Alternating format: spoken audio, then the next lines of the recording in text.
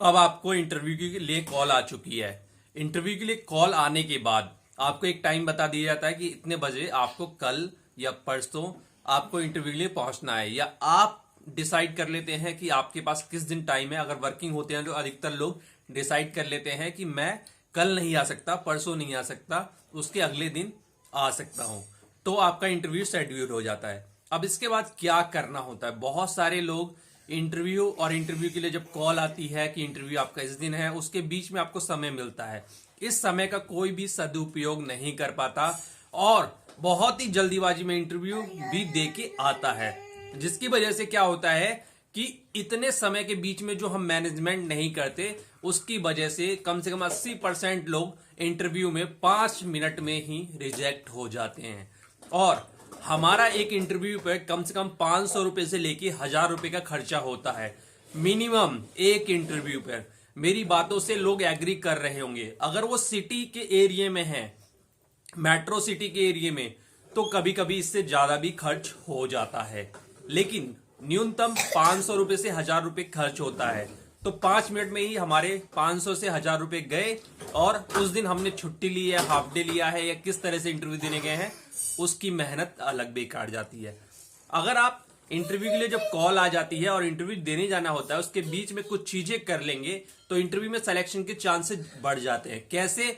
जैसे कि आप पूरे साल पढ़ाई नहीं करते, लेकिन अगर एग्जाम के दिन या एग्जाम से 2 दिन पहले अच्छी तरह से खूब मेहनत लगा के पढ़ाई करेंगे, ट्रिक से, लेकिन ट्रिक से, तो 2 दिन की मेहनत में आप अच्छे नंबर ला सकते हैं। और ऐसा आपके साथ वाले काफी लोग करते भी हैं। इसका उदाहरण भी मौजूद है, इसका मतलब कि ये सत्य बात है।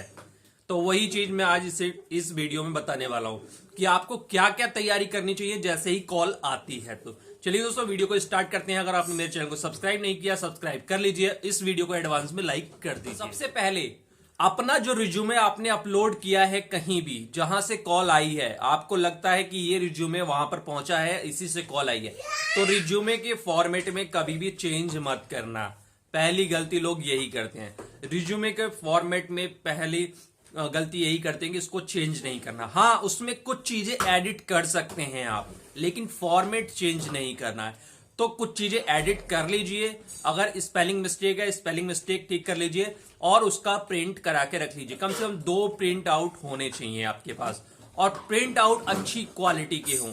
कई बार हम उसको केवल, हमारे पास रिज्यूमे रहता है, हम उसको स्कैन करा देते हैं, स्कैन में वो आड़ा तिरछा आ जाता है या कुछ दिक्कत होती है प्रिंट में, तो हमें लगता है यार रिज्यूमे ही तो है, रिज्यूमे में डिटेल है। मैं आपको बता दूं कि आजकल जमाना है, बहुत हाईटेक जमाना है, और अच्छे अच्छे प्रिंट आउट लोग लेके आते हैं, तो कुछ देखने में ही काफी अच्छे लगते हैं, आपका बेकार लगेगा।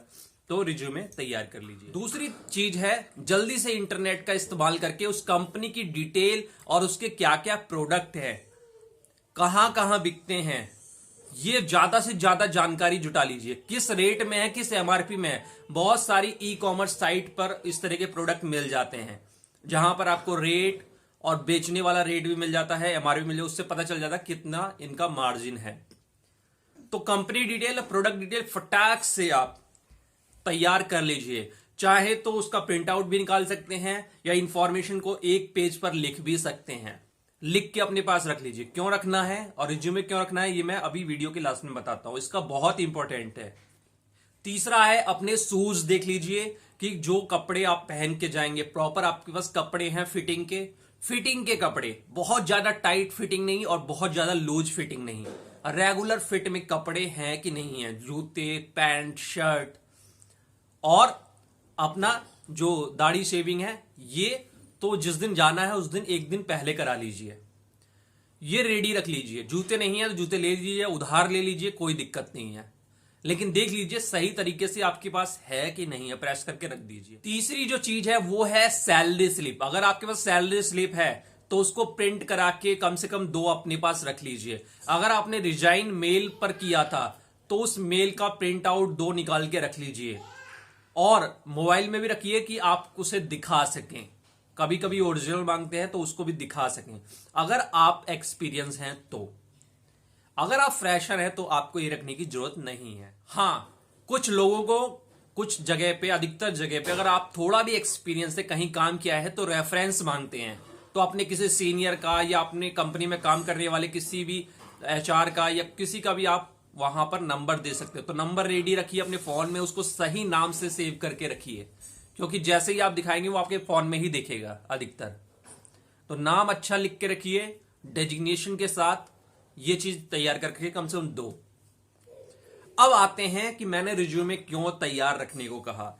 क्यों कहा कि कंपनी की डिटेल एक पेज पर लिख लीजिए। रिज्यूमे 2 पेज मैंने इसलिए बनवाए हैं कि एक पेज आप रख लीजिए वहां पर इंटरव्यू में देने के लिए, और एक पेज जो कंपनी की डिटेल है उसको फोल्ड करके अपनी जेब में रखिए। 24 घंटे में जब भी आपको टाइम मिलता है तुरंत निकाल के उसके डिटेल्स को पढ़ना स्टार्ट कीजिए। रिज्यूमे से ही 40% क्वेश्चन पूछे जाते हैं। जो लाइन आपने लिखी है उसी लाइन से पूछा जाता है।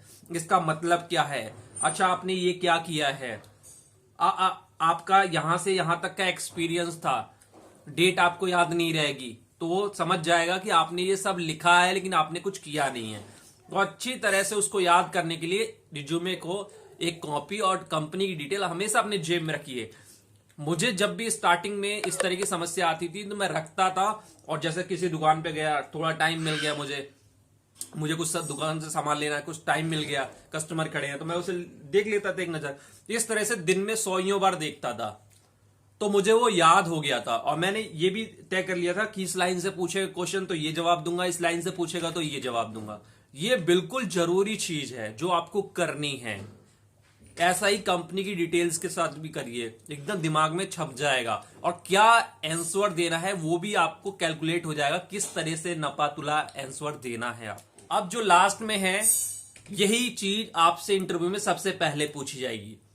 इंटरव्यू चाहे हिंदी में हो, लोकल लैंग्वेज में हो, रीजनल लैंग्वेज में हो, किसी भी लैंग्वेज में हो, लेकिन सबसे पहले लोग कह ही देते हैं tell me about yourself. इसका आंसर आप गूगल पे देख लीजिए, मेरे चैनल में बहुत सारी वीडियो पड़ी है वहां देख लीजिए, और एक छोटा सा आंसर बना लीजिए। उसको भी वो कंपनी की जो डिटेल है उसी में नीचे लिख लीजिए, और हमेशा पूरे दिन में 24 घंटे उसे देखते रहिए। जब भी आपको टाइम मिलता है याद कर लीजिए। तो अगर इंटरव्यू किसी भी लैंग्वेज में है लेकिन tell me about yourself का आपने दे दिया तो उसको पता चल जाएगा हाँ इसको इंग्लिश बोलना और पढ़ना लिखना आता है। बाकी तो इंटरव्यू हिंदी में ही होगा, कोई दिक्कत नहीं है। और इंटरव्यू अगर केवल टेल मी अबाउट आप इंग्लिश में नहीं बोल सकते तो उसी को अगर आपने रटा होगा तो हिंदी में भी अच्छी तरह से कन्वर्ट करके सही तरीके से जवाब दे पाएंगे। ये चीज करनी है, और यही चीज हम नहीं करते हैं। पूरे साल अगर आप पढ़ाई करेंगे और एग्जाम के 2 से 3 दिनों 4 दिनों में नहीं करेंगे तो आपके नंबर बहुत डाउन हो जाते हैं। पूरे साल एग्जाम में आप पढ़ाई नहीं करेंगे, लेकिन एग्जाम से 2 दिन पहले अगर आप करते हैं तो आपके अच्छे खासे परसेंटेज बन जाती है। और ये एक उदाहरण है जो सदियों से चला आ रहा है और आपके अगल बगल सब जगह होता है, तो इसको तो आप झुठला नहीं सकते। तो इस चीज को जो मैंने बताया है इसको भी आप मत झुठलाओ, ऐसा ही होता है इंटरव्यू में। वीडियो अच्छी लगी है तो लाइक करिए, शेयर करिए और चैनल को जरूर सब्सक्राइब